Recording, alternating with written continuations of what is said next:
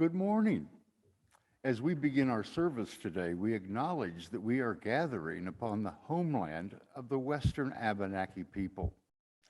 We express gratitude for their traditional and ongoing stewardship of the lands and waters, and we offer respect to the elders both past and present.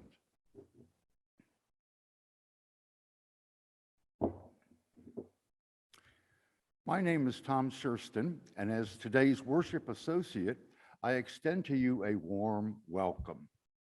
Thank you for joining us in this time of worship from wherever you are. Whether you are on Zoom, on Facebook, or watching this service on your own time, we deeply appreciate your presence and fellowship. Since 1864, the Unitarian Church of Montpelier has been a sanctuary for those seeking spiritual sustenance and peace and justice in the world. Whether you are a newcomer, a longtime member, or somewhere in between, you are part of our community and we are glad you are here. Any and all newcomers to our congregation and worship service are invited to fill out our welcome form shared in the Zoom chat so that we can connect with you outside of the service. If you are joining us in Zoom, the chat function will be on for much of the service. It is a great way to publicly welcome and support one another, to affirm the hard work and effort of our worship team, to share good vibes and positive thoughts with each other. For technical issues or constructive thoughts, please send a private message to one of our Zoom hosts, indicated with an asterisk by their names. Thank you to our virtual greeters who are offering hospitality and tech help throughout the service. Additionally, on Zoom, click on the live transcript button wherever it lives on your screen for increased accessibility. I invite you now to take a moment to turn your video on and go into gallery view on your Zoom screen. Let us greet our neighbors with a wave hello and a warm smile. Again, a warm welcome to each and every one of you.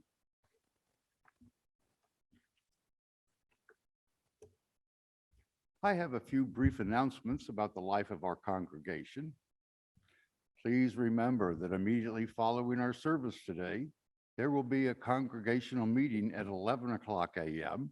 to vote on two very important questions.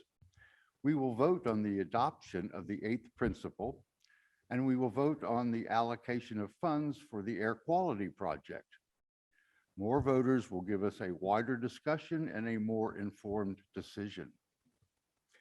Next, we are excitedly looking forward to offering limited in-person worship attendance beginning on March 6th. Stay tuned for more details.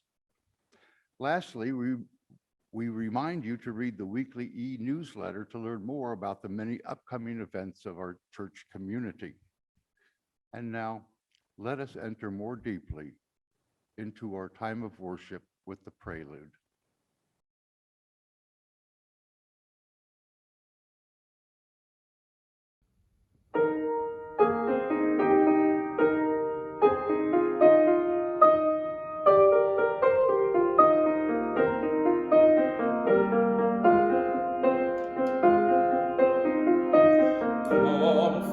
And mothers, come, sibling in others, come, join us in singing the praises of Zion, the praises of Zion. Oh, fathers, don't you feel determined to meet with thee in the walls of Zion? We'll shout and go round, we'll shout and go round, we'll shout and go round, we'll shout and go round the walls of Zion, the walls of Zion.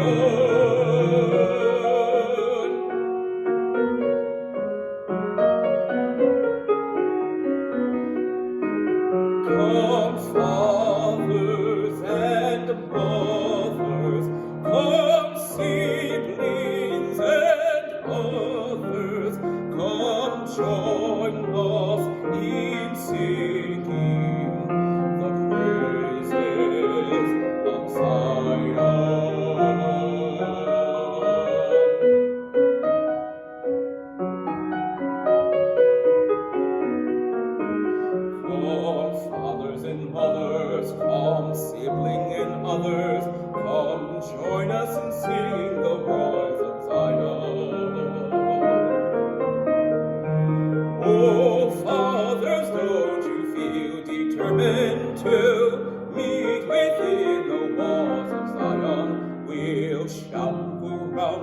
shouting go round, we're shouting go round, we're shouting go round the walls of Zion, the walls of Zion, the walls of Zion.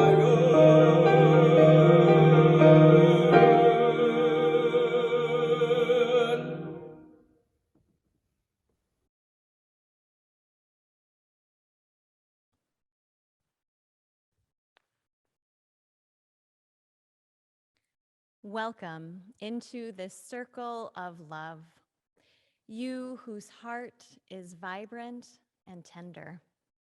Welcome into this circle of gratitude, you who give thanks for this life and this breath.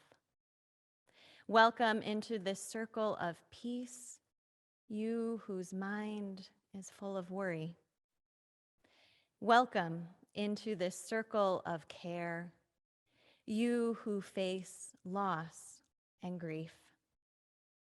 Welcome into this circle of friendship, you who have a kind word and a welcoming smile to share. And welcome into this circle of hope, you who do what you can, when you can, to make these days better than what they are. Let us widen the circle of community and draw together side by side. Here, now, we set our hearts and minds to this time of worship with gratitude, with courage, and with love. Let us join now in our opening hymn, Gather the Spirit. Please join in singing with our UCM choir from wherever you are.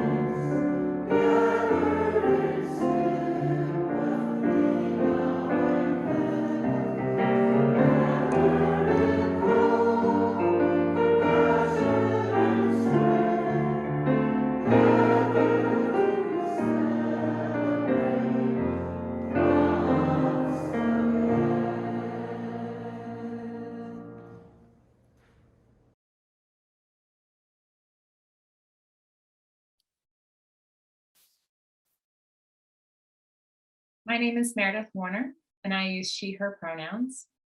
My name is Esme Beaudry, and I use they, them pronouns. Let us now light the chalice, symbol of our Unitarian Universalist faith. We invite you to light a chalice at home if you have one nearby. We light this flame, an enduring symbol of our collective commitment to lead with truth and compassion. Please join us in saying these words of affirmation adapted from Universalist minister L. Griswold Williams. Love is the doctrine of this church. The quest for truth is its sacrament, and service is its prayer. To dwell together in peace, to seek knowledge and freedom, to serve human need, to the end that all souls shall grow into harmony with the divine. Thus do we covenant.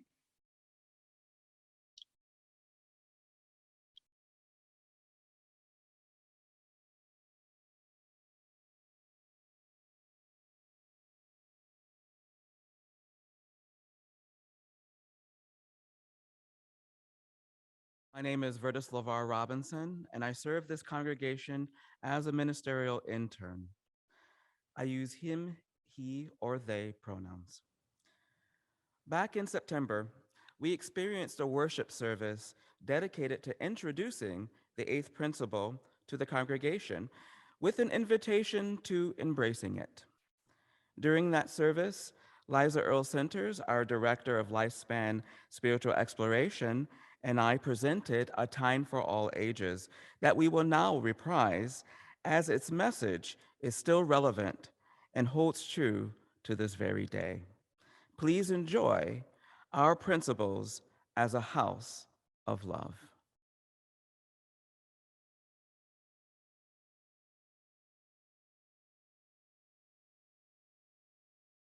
Did you know that love is a really big deal in Unitarian Universalism?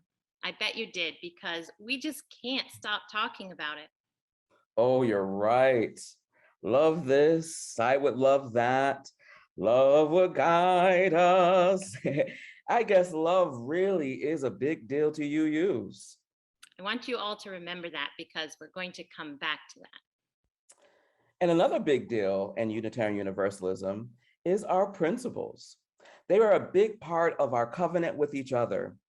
They are things that guide us as a community, how we treat each other, and what we want to bring more of into the world. Vertus, can I admit something? Sure. Sometimes I forget one or two of the principles. Well, I'm sure you're not alone. So let's get some wise Unitarian Universalists to help us review the basics of what each principle says. We believe that each person is important. We believe that all people should be treated fairly and kindly. We believe that we should accept one another and keep on learning together. We believe that each person must be free to search for what is true and right in life. We believe that all people should have a vote for the things that matter to them. We believe in working for a peaceful, fair, and free world. We believe in caring for our planet Earth and the web of life that connects us all. Thanks, everyone. I really needed that. They're good for all of us to review ever so often. And you know what? When the Unitarian Universalism first came into being in 1961, there were only 6 principles. I just learned that recently. Just like each of us is always learning and growing, we know our principles need to grow sometimes too. Our 7th principle, the one about caring for the earth, was proposed 36 years ago when I was just 6 years old. After a couple years to consider and discuss it, there was a big vote and it was officially added in 1987. And so much of what we do at our church is about caring for the earth. That's huge. Literally, I mean, the earth is the biggest thing on earth. Yes, it was a very important addition. And a few years ago, some UU leaders suggested that maybe our principles need to grow again because the seventh principle left something out. Like many who'd come before them, these leaders spoke about how people still aren't being treated fairly because of the color of their skin or where they come from or other things that make them who they are. They noticed that happens not only in the world at large, but even in our congregations, even in this one. So they've proposed an eighth principle, right? But how does it go again? The eighth principle states, we believe in building a diverse, multicultural, beloved community by our actions that accountably dismantle racism and other oppressions in ourselves and in our congregation. Or in slightly simpler language, we believe in building the beloved community free of racism and oppression. Now, I like that. And it makes a picture come to my mind. One way to imagine our principles is a keystone arch. This is like a doorway through which we enter into what our chosen faith calls us toward. It's kind of cool because the fourth principle, the free and responsible search for truth and meaning, is at the center, the keystone, holding together the space for us to balance between each individual's inherent worth and the needs of the great community of which we are a part. But do doorways or archways ever exist all by themselves, just floating in air? No, not really, right? They are usually stabilized on the ground, a part of a larger building or structure. So maybe that's what the eighth principle is, the ground upon which the doorway is built. And maybe it's the whole house of love we are always trying to create for ourselves, each other, and the world. A promise to fight against racism and oppression and to build a beloved community of love and trust and belonging here in our church and in the world around us. Yes. In 2023, UUs from congregations around the country will gather at annual General Assembly and vote on whether to add the eighth principle or not. And in the meantime, over 100 congregations have already adopted it for themselves. And at our annual meeting last year, our congregation decided to explore it this fall and vote this winter. So in the coming months, we'll be invited to explore the eighth principle together, learning about it and what it would mean for this community. And what it would mean for all of us. And we hope that each of you will explore these questions with us this fall.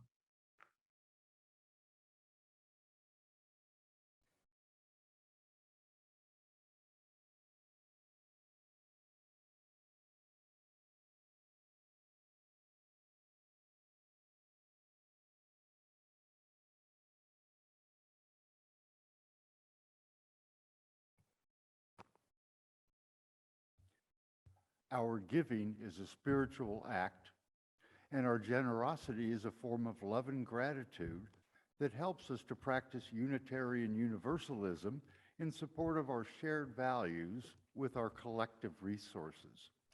Charity is central to the well-being of this church community and beyond, as well as primary to our own sense of self. Each month, through the UCM Community Pouch program, we share part of our collection with an important church fund or community organization aligned with our values. During the month of February, our Community Pouch recipient is the Vermont Center for Independent Living, which is a statewide nonprofit directed and staffed by people with disabilities for people with disabilities. by developing independent living plans regarding home modifications, transportation, raising children, going to community outings, volunteering, and gaining employment. Your contribution to the UCM Community Pouch this month will directly support this work. You can make a financial contribution today by donating online. Go to ucmvt.org and click on Donate to UCM. There are options to contribute to the general fund, which supports the general operating budget of the church, the community pouch, or both. You can also mail a check to the church, or you can use our text to give option. Simply send a text message with the word give to 802-266-4848 and follow the instructions sent to you. Again, that number is 802-266-4848. We are so grateful to each and every one of you for your generosity in its many forms. While the offering is being given and gratefully received, please enjoy a musical offering from the UU Choir, whose singers are Black, Indigenous, and people of color.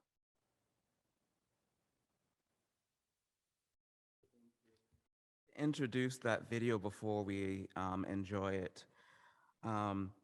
Because last General Assembly, the Unitarian Universalist Association of the GA is what we call it, of the Unitarian Universalist Association, the UU BIPOC Community Choir debuted virtually with this selection, Take What You Need, by Rena Esmail.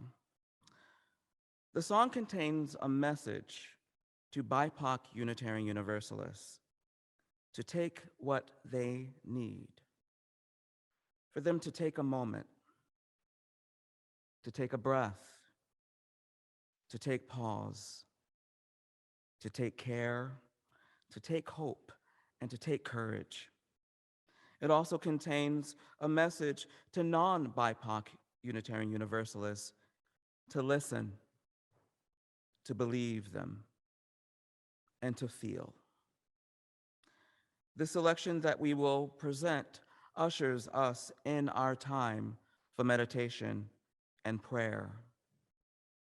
Listen, believe, and feel.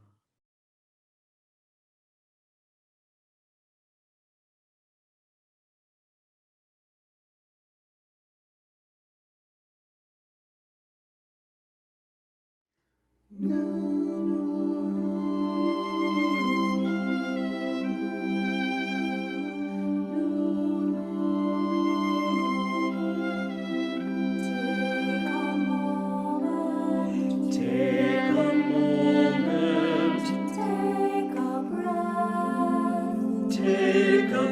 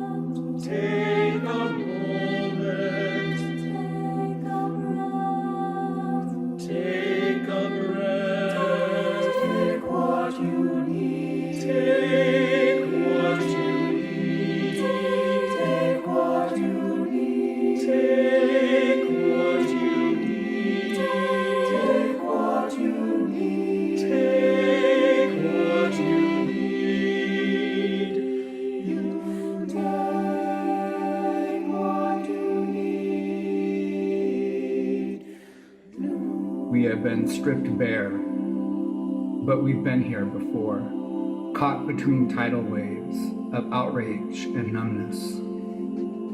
In righteous uprising, locked down, burning our dreams underwater, we grieve from losses closer to home, aching news of best friends and loved ones, blood and chosen family. These have been days of revelation of our wicked society that dehumanizes, diminishes, and destroys in order to control, dominate, and exploit. We are in a great pause, filled with timeless questions. Who are we? Who do we hope to be? What time is it on the clock of the world? We sing, we pray, we create, drawing from the wisdom of elders and ancestors, connecting the dots, imagining the world we need.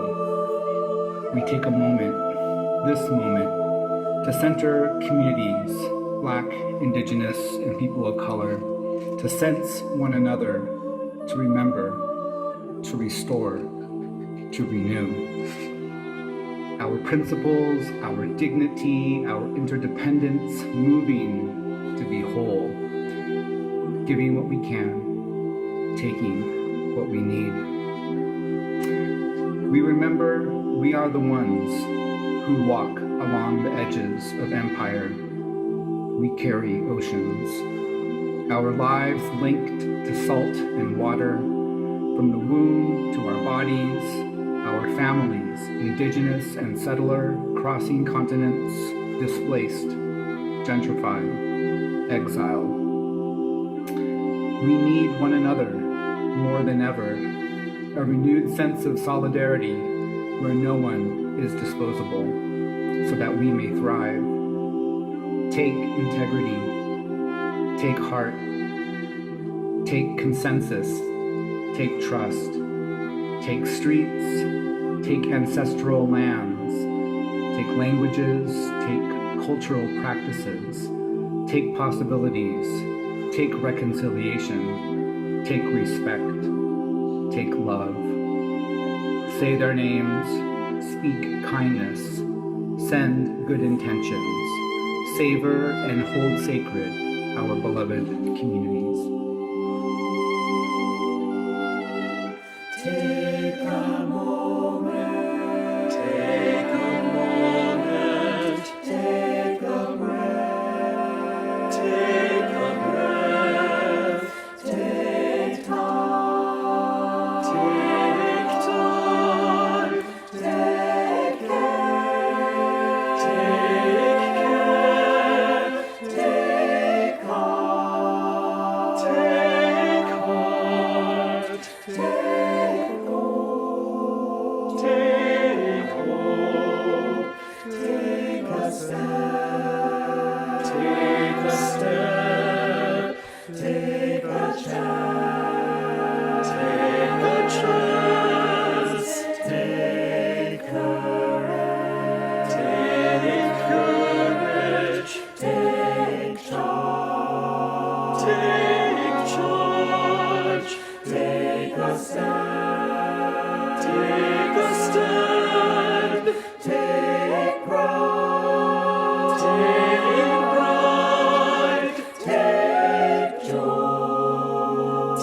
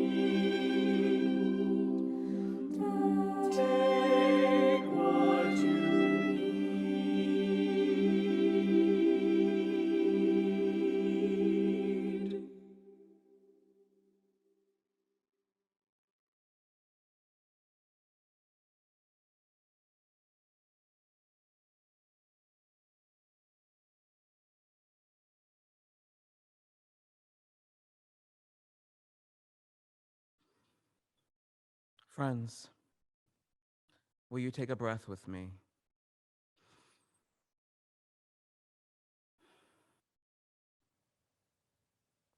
Thank you.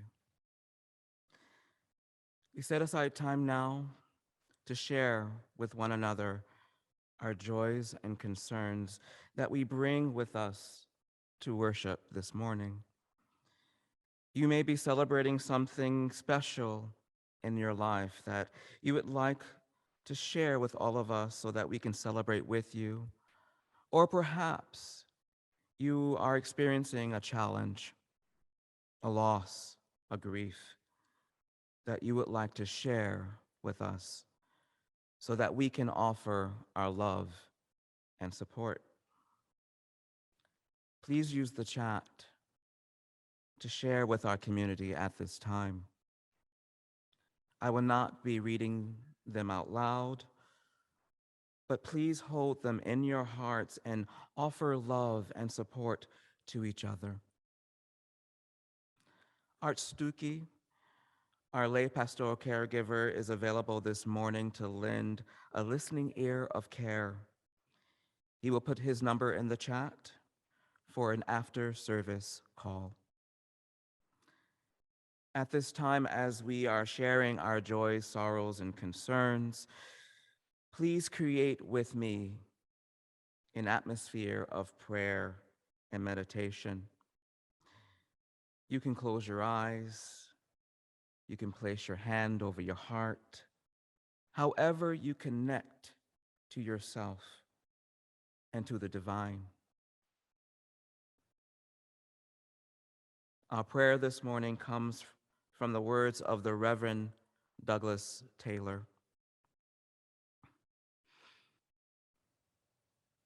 Eternal Spirit, from whom all things come, and to whom all things return. We gather this hour as a community of faith, seeking to transform our world through prayer and action, seeking to transform our lives through justice and beauty and righteousness. We pause together to reflect. We reflect upon our times, our culture, and ourselves. We reflect upon the needs of all people and upon all our own needs and those of the people we love. And yet, we gather this way every week. And every week we work for and pray for goodness and righteousness to triumph. Every week we speak of the power of hope and of justice. Every week we take one step more for peace. And yet every week there is registered in the media and in our lives more tragedy, more injustice, more suffering. And yet every week the injustice and assault continue or rise anew. Oh, gentle Spirit, hear our cry. Help us to find hope against the embittering despair, to find strength to act in the face of continued injustice and apathy, to find courage to still believe in those ideals of justice and beauty and righteousness. Help us to reach out from our very being to transform the world and to transform in and be transformed in ourselves. Help us to know, despite the messy complexity of life, that we do not labor in vain, that peace will one day prevail, that perseverance will be rewarded, and that hope is a powerful response in the face of such difficulty. Be thou ever present strength on the journey that we are on, O Spirit. This we pray in all that is holy. May it be so. Amen and Ashe. Now please join me in a brief moment of quiet meditation, after which we will sing together, Spirit of Life.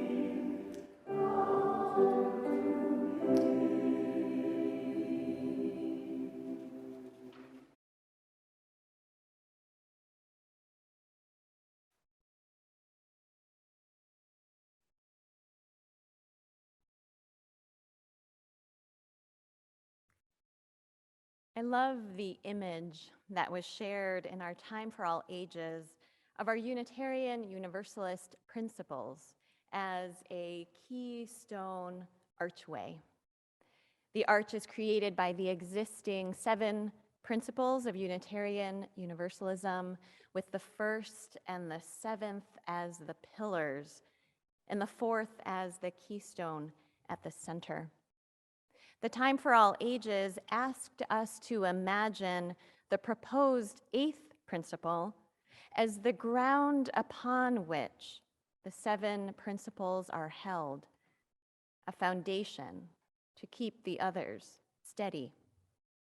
When I see and imagine the archway, the emptiness beneath the arch feels like an invitation. I wonder who will cross that threshold. Imagine with me. Who will rest beneath the arch and lean against its strong stones? Who will want to enter the house of love on the other side? Will they be able to enter? Will they feel welcomed? Will their gifts be joyfully and gratefully received? Can they be reassured that the suspicion or discrimination that they encounter in almost every part of their life isn't also present here? Will they be able to be a part of this community in the fullness of who they are? As a religious and spiritual community, we come together with purpose to welcome all and build a loving community, as we say in our mission statement. Like other Unitarian Universalist congregations, we seek to build the beloved community. This commitment is expressed in our congregational covenant. We encourage each other in the brave work of creating a more beloved community. The president of the Unitarian Universalist Association, the Reverend Dr. Susan Frederick Gray, recently wrote this in the UU World. Quote, "The most profound theological gift I received from Unitarian Universalism is the belief in and commitment to beloved community. The Reverend Dr. Martin Luther King Jr. described beloved community as one of unconditional love, which seeks the fullest unfolding of the personality of every person. In the beloved community, racism, poverty, and discrimination would not be tolerated and would instead be replaced by an all-inclusive spirit of kinship." End quote. The dream of beloved community enlivens how we treat one another within our church, how we treat our neighbors, how we treat strangers. Yet we know that beloved community remains an aspiration, even within our Unitarian Universalist congregations. The Reverend Frederick Gray poses this question: if the beloved community is so foundational, why do we struggle to live into its liberating and inclusive practices within our own communities? To answer this question, she points to the tension within Unitarian Universalism between individualism and interdependence. The roots of our individualistic theological beliefs have promoted freedom of thought, self-determination, and human dignity as core values. These roots are also connected, however, with ideologies of perfectibility and superiority that, without the counterbalance of humility and mutuality, have supported conquest, domination, and oppression of others. The roots of our theology of interdependence place our human needs and desires in relationship with the divine love that encompasses all. This theology of interdependence says that the fate of all is interconnected, and none of us can go it alone. This interdependence can also bind us together in ways that are challenging and frightening, as revealed by the past 2 years of living through a global pandemic, in which we came to know quite intimately our dependence on one another for our health and well-being. One of our tasks as a community is to discover and to commit to the liberating and inclusive practices that honor and uplift our individual dignity and our interrelatedness. Within this congregation, we have already started this journey of discovery and commitment. You have stretched yourselves to understand more fully the history of racism and other forms of oppression and injustice. You have engaged in the inner work of better understanding yourselves and the sources of your own biases. You have shown up in solidarity with LGBTQ+ youth leaders. You have supported investments in making our building more accessible and have learned more about how to welcome people with neurodiversity and mental illness into this community. We do this because building beloved community means coming alongside one another with love and commitment. When we come alongside one another, we listen to one another's stories with curiosity. We seek to understand what the other hopes for and dreams of for their life. We let others know what we need. We are moved by compassion to help one another. We ask to be held accountable to our commitments, and we call one another back into relationship when we go astray. Beloved community makes it possible for the fullness of our humanity and experiences to be present together. That is the fullness within each individual and also the fullness among us as a community. This aspiration to have the fullness of life is one that I believe we all share, regardless of background or identity. Yet we must also recognize that barriers exist that keep us from living fully realizing lives in which we can flourish and thrive. These barriers can be due to gender, sexual orientation, education, poverty, disability, language, race, and other identities and circumstances that are the basis of both discrimination and systemic oppression. Some of us may face intersecting oppression, in which multiple facets of one's identity converge to bring about a unique and particular experience of injustice and inequality, and these facets of identity cannot be separated. History has also shown that racist beliefs of white superiority have been foundational to the ways that all kinds of injustice and oppression become embedded in our systems and our institutions.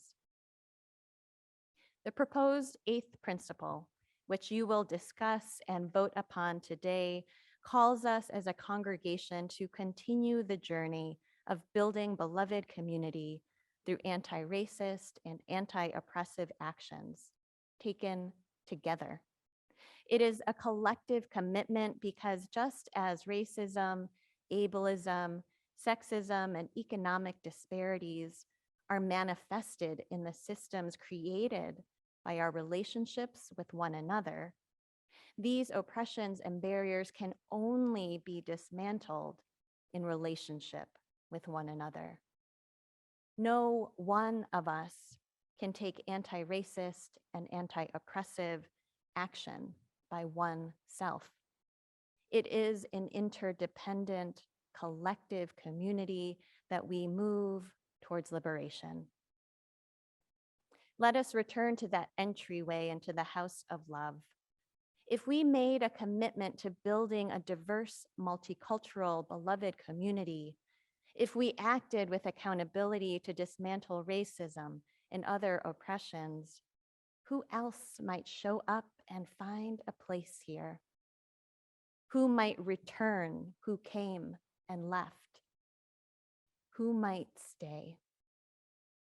If we made a commitment to building a diverse, multicultural, beloved community, if we acted with accountability to dismantle racism and other oppressions, what would we use our collective will to do together outside of these walls? We know that we are not called into a house of love to stay comfortably within its sheltering walls. Outside these walls, discrimination and injustice persist. Racism, ableism, sexism, and economic disparities keep our neighbors and ourselves from living into the full and flourishing lives that we all seek. And so what will we do together to bring into reality the world we dream of? Can we commit to moving forward together? The Reverend Dr. Mark Morrison Reed says, the central task of the religious community is to unveil the bonds that bind each to all. There is a connectedness, a relationship discovered amid the particulars of our own lives and the lives of others. Once felt, it inspires us to act for justice. Take a breath. Feel that connectedness, and let us be inspired to act together. And let us join now in our closing hymn. Feel free to sing loudly, to move your body as you wish, as we sing, "Come and Go With Me." Come and go with me.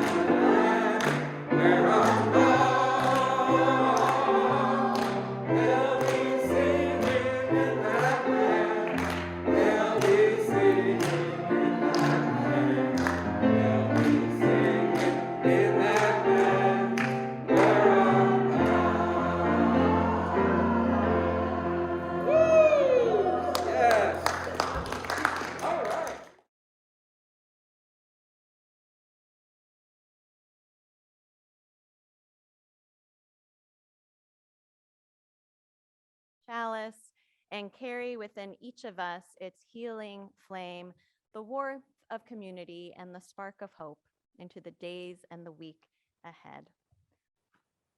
And now please join me in saying our congregational mission statement.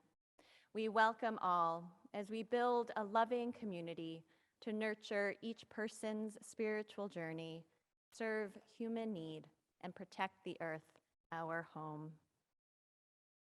Our closing words are written by Loretta Williams, who served as director of the section on social responsibility of the Unitarian Universalist Association from 1980 to 1989, and she was instrumental in convening the Black Concerns Working Group in 1986, as directed by the 1985 UUA General Assembly.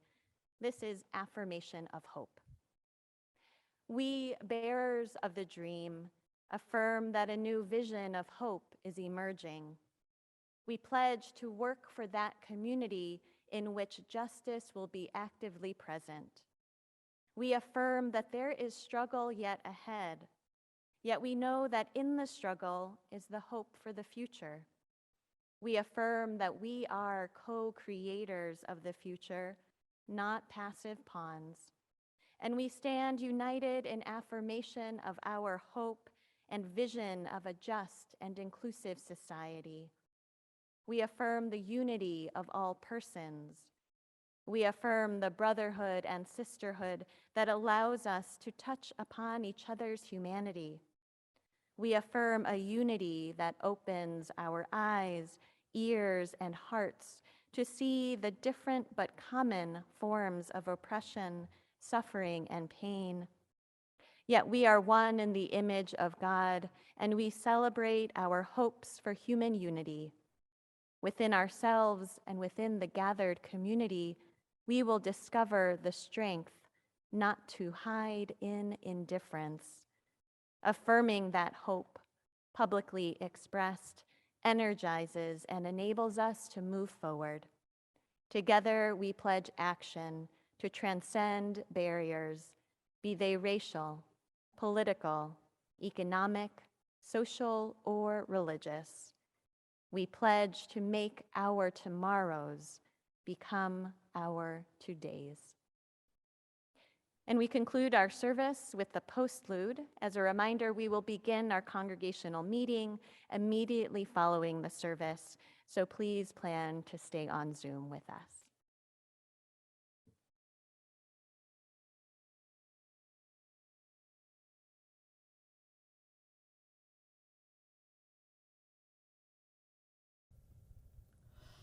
Lift every voice and sing, till earth and heaven ring, ring with the harmonies of liberty. Let our rejoicing rise high as the listening skies. Let it resound loud as the rolling sea. Sing a song full of the faith that the dark past has taught us. Sing a song full of the hope that the present has brought us. Facing the rising sun of our new day begun, let us march on till victory is won.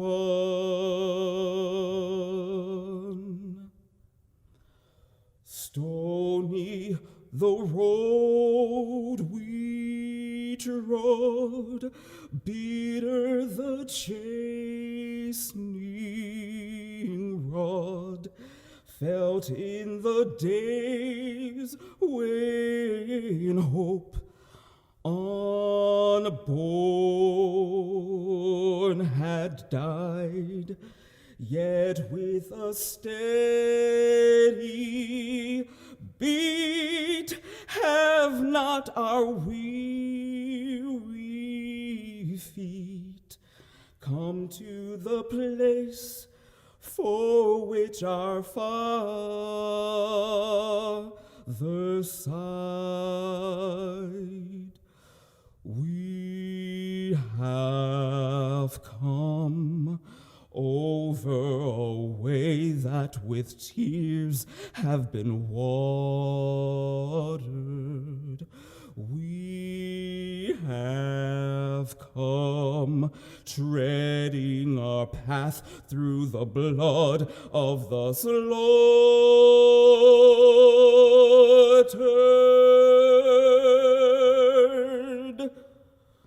Out from the gloomy past, till now we stand at last, where the white gleam of our bright star is cast.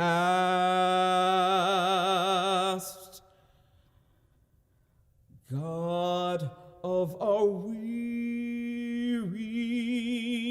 years, God of our silent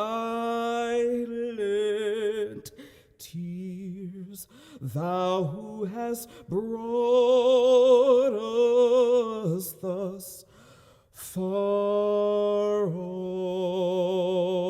the way, thou who hast by thy might led us into the light, keep us forever in the path we pray, lest our feet stray from the places, our God, where we met thee, lest our hearts, drunk with the wine of the world, we forget thee. Shadowed beneath thy hand, may we forever stand, true to our God, true to our native land.